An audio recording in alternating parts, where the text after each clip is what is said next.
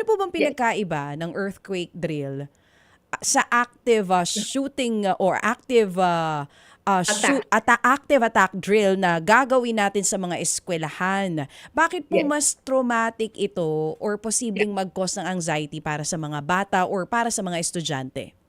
Ibang-iba kasi DJ Chacha, pag sinabi natin na earthquake drill or a fire drill, ito ay mga natural, 'di ba? Disasters sila, disasters na kailangan talagang paghandaan ng mga bata. They know what to do, yung mga duck cover and hold, which is very important to help them be safe, no, during ito mga disasters na ito.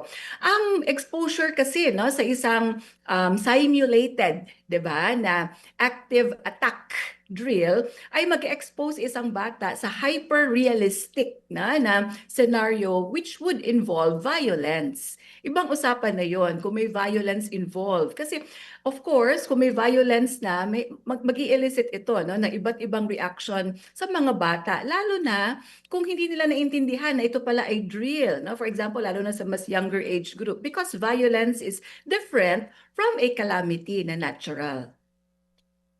Meron din po kayong binabanggit na ang recommendation niyo is trauma-informed Yes. approaches. When we say trauma-informed approaches sa safety drills na gagawin sa school, ano po exactly ito?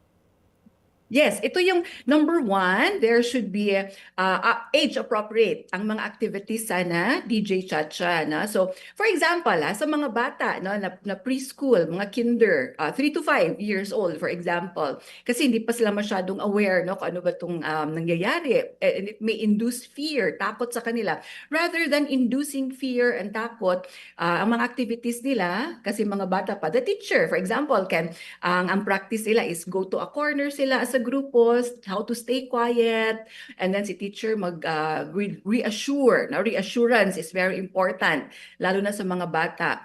And then mag-iiba ang activities pag middle school or pag teenager. No? So, kaya ang isa, kung nabasa nyo DJ Chacha, yung aming recommendation, is not really yung the simulation kaagad ng active attack. But sana, we start first with tabletop exercises.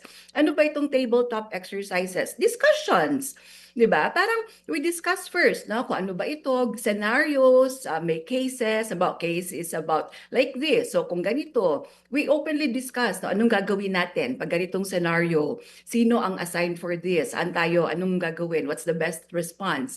And kasama dapat din dito parents, na. So parents should also be aware kung ano yung mga drills na related to these types of programs ng school. Another naman doon sa trauma-informed is advance notice.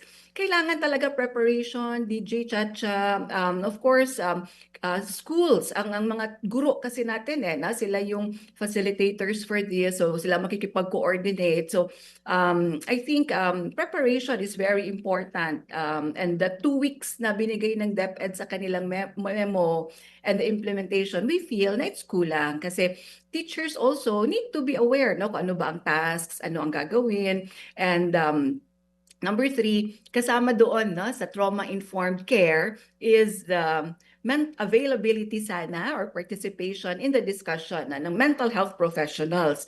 DJ Chacha, sa kahit naman na anong disaster, di ba, or drill, mas maganda after, kasi kasama yun sa drill, post-drill, sana ay kasama lagi na merong nagpa-process ng mga bata at ng mga teachers din na kamusta, how did you feel about the drill, may ano ba ang mga emotions, ano ang feelings, ano ang natutunan, what did we learn from that, ano kaya pa natin gawin next time. So ganon, so it's always a collaboration sana, and yun lang naman ang namin panawagan, na sana ay we prepare better and give time for adequate time for preparation and collaboration with everyone, with the stakeholders. Kasi sa Pilipinas kasi iba ang setup din natin, di ba, DJ Chacha?